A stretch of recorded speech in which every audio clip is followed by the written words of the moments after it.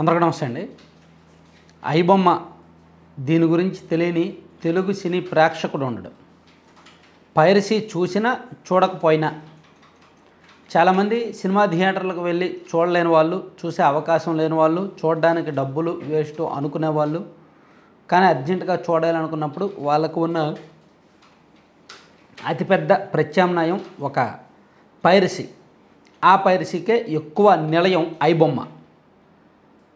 దాదాపుగా గత కొన్ని సంవత్సరాలుగా ఏ సినిమా రిలీజ్ అయినా సరే 2 లేదా 3 రోజుల్లో ఆల్మోస్ట్ హెచ్డి ప్రింట్ను తీసుకొచ్చి ఐబొమ్మ వెబ్సైట్లో అప్లోడ్ చేసేస్తారు.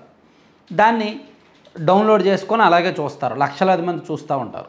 దీనివల్ల థియేటర్లకు వెళ్ళే వాళ్ళు చాలా తగ్గిపోతున్నారు అనేది వాస్తవం.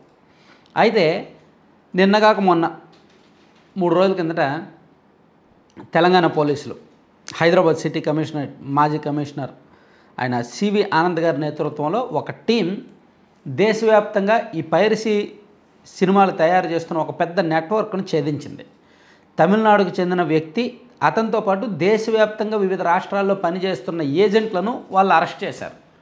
అరెస్ట్ చేసి దాదాపుగా 10,000 సినిమాలకు సంబంధించి వాళ్ళు ఇప్పటి వరకు ఏ విధంగా చేశారు, 10,000 పైరసీ ప్రింట్లు వాళ్ళ దగ్గర స్వాధీనం చేసుకున్నారు. గత కొన్ని సంవత్సరాలుగా వాళ్ళ దగ్గర పైరసీలు అలా స్టాక్ అయి ఉన్నాయన్నమాట. ఆ డేటా మొత్తం స్వాధీనం చేసుకున్నారు. సో వీళ్ళందరికీ కూడా మూలమైన ప్రధానమైన నెట్వర్క్ ఐబొమ్మ. సో పోలీసులు ఐబొమ్మ మీద కూడా కాన్సన్ట్రేట్ చేశారు. అయితే పోలీసులు ఐబొమ్మ మీద కాన్సన్ట్రేట్ చేసే క్రమంలో దానికోసం ఎవరెవరు పనిచేస్తున్నారు, ఏ రాష్ట్రంలో ఐబొమ్మకు ఆల్మోస్ట్ అన్ని రాష్ట్రాల్లో ఏజెంట్లు ఉన్నారు. అన్ని సినీ వర్గాల నుంచి ఏజెంట్లు ఉన్నారు.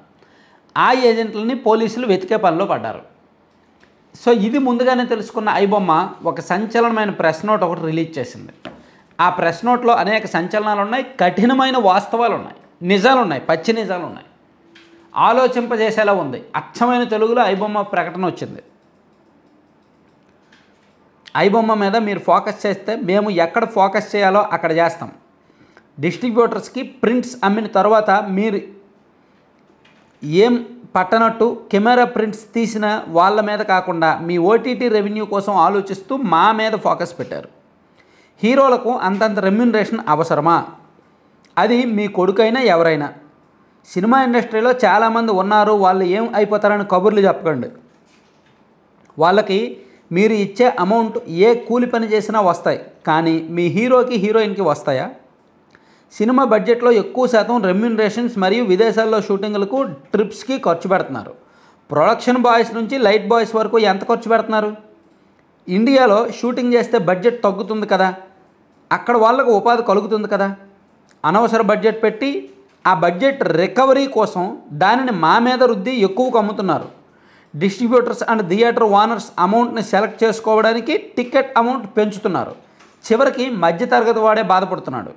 మా వెబ్సైట్ మీద ఫోకస్ చేయడం ఆపండి, లేదంటే నేను మీ మీద ఫోకస్ చేయాల్సి వస్తుంది.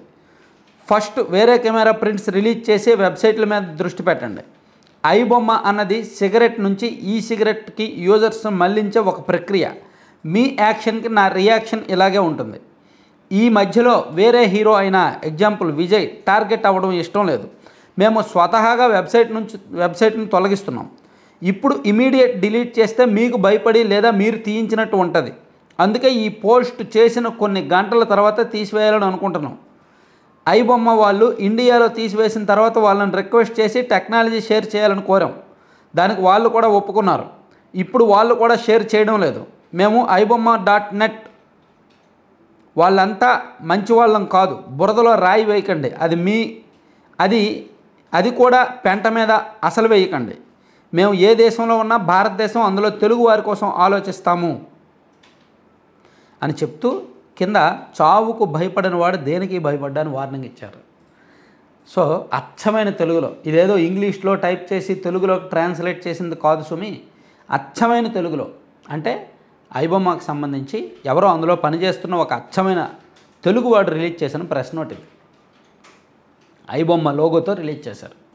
పోలీసులకు ఒక రకంగా వార్నింగ్ ఇస్తూ సినీ ఇండస్ట్రీకి బుద్ధి జ్ఞానం వచ్చేలా చెప్పారు. మీరు ఎందుకు అంత రెమ్యూనరేషన్లు ఇస్తున్నారు, మీరు ఎందుకు బడ్జెట్ పెంచుతున్నారు, మీరు బడ్జెట్ పెంచి ప్రేక్షకుల మీదకి ఎందుకు నెడుతున్నారు, దానివల్ల మధ్యతరగతి వాడే కదా బుక్ అయిపోతున్నాడు, అటువంటి మధ్యతరగతి వాడికి మేము ఆల్టర్నేటివ్ అవుతున్నాము, మేము ఫ్రీగా సినిమా చూపిస్తున్నాం కదా అని చెప్తున్నాడు.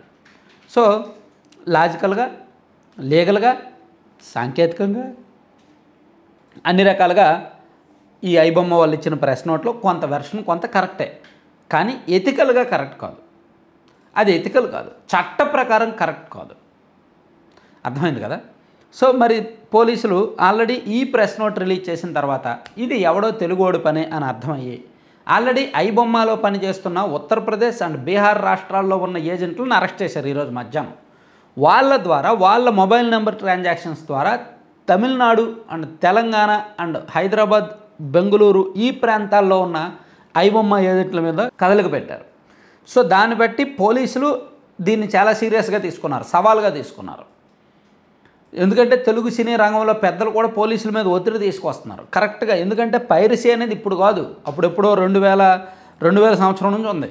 2005-6 ఆ సంవత్సరంలో అనుకుంటా పవన్ కళ్యాణ్ గారు, మహేష్ బాబు లాంటి వాళ్ళే వాళ్ళ సినిమాలు పైరసీ అవ్వడంతో రోడ్డు మీదకి వచ్చారు, వాళ్ళు రోడ్డు ఎక్కారు. ఎందుకంటే వాళ్ళ సినిమాలు రిలీజ్ అయిన 2 రోజుల్లోనే పైరసీ డీవీడీల రూపంలో, సీడీల రూపంలో బయటకు వచ్చేసేవి. డీవీడీ ప్లేయర్లో, సీడీ ప్లేయర్లో పెట్టుకొని చాలామంది చూసేసేవాళ్ళు. అప్పటి నుంచి పైరసీ పెడుతుండేది. దాంతో అప్పట్లోనే టాప్ హీరోలు రోడ్డు ఎక్కారు. అప్పటి నుంచి పైరసీ బెడద కంట్రోల్ అవ్వట్లా. సో ఇప్పుడు పోలీసులు నిన్న కాక మొన్న ఒక పెద్ద నెట్వర్క్ని ఛేదించడం ద్వారా 50% పోలీస్ కంట్రోల్లోకి వచ్చేసింది ఈ పైరసీ కంట్రోల్ చేయడం అనేది. సో మిగిలిన 50% కూడా కంట్రోల్ అవ్వాలంటే ఐబొమ్మ వేదికను స్టాప్ చేయాలి. ఆ దిశగా పోలీసులు చర్యలు ప్రారంభించడంతో ఐబొమ్మ వాళ్ళు ఈ విధంగా వార్నింగ్ ఇచ్చారనమాట. సో మొత్తానికి ఒక రసవత్తరమైన మలుపు తిరిగింది. ఇది ఎలా ఎక్కడ ఎండ్ అవుద్ది, కంక్లూజన్ ఏంటనేది చూడాలి. Thank you.